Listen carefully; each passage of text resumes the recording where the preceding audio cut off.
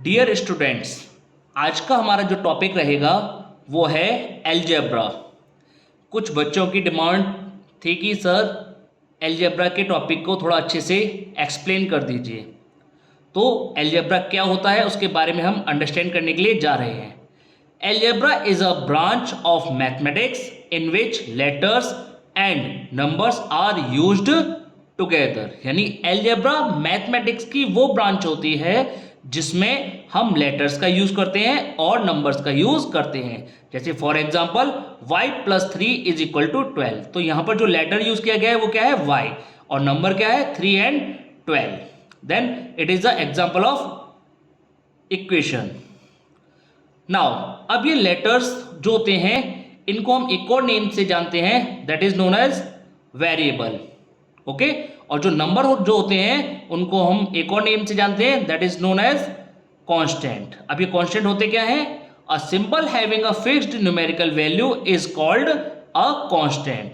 यानी कि ऐसे सिंबल जिनकी वैल्यू फिक्स्ड होती है वो हमारे क्या कहलाते हैं, कांस्टेंट कहे जाते हैं। जैसे 2 - 3/7 √2 एंड -12। और जो हमारे डेसिमल नंबर जो भी होते हैं जैसे 1.2 3.7, ये भी हमारे कांस्टेंट की कैटेगरी में आते हैं। Now variable, a letter representing an unknown value is called variable.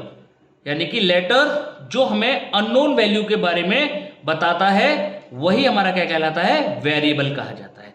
Variable जो होते हैं वो हमारे इंग्लिश अल्फाबेट के 26 लेटर्स जो होते हैं वही हमारे वेरिएबल कहलाते हैं। Okay, for example XYZ ABC, इससे अलग भी आप यूज कर सकते हैं एग्जाम्पल में। Now coefficient, the number multiplied by a variable is called coefficient. यानी कि जो वेरिएबल में मल्टीप्लाई कर रहा होता है नंबर वही हमारा क्या कहलाता है, कोफिशिएंट कहा जाता है। जैसे फॉर एग्जाम्पल यहां एक एग्जाम्पल दिया हुआ है 8x। अब यहां वेरिएबल क्या है, x, और उसमें किसका मल्टीप्लाई हो रहा है, 8 का। Then it is a coefficient of x। ठीक है, 8 यहां पर क्या होगा, x का कोफिशिएंट होगा। Another example -4y।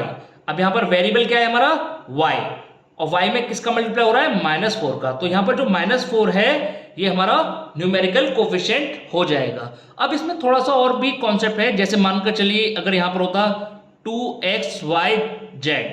ओके, अगर यहां पर हमसे कोफिशिएंट पूछा किसी पर्टिकुलर वैल्यू का, जैसे हमसे अगर कोफिशिएंट पूछता z का, ठीक है, तो z को हम स्किप करके यानी हाइड कर लेंगे। यहां पर बाकी की जितनी भी वैल्यू होती है वो सब उसका कोफिशिएंट कहा जाता है। एंड ये जो हमारे 8 - 4 जो है इनको हम न्यूमेरिकल कोफिशिएंट के नाम से जानते हैं। Thank you very much.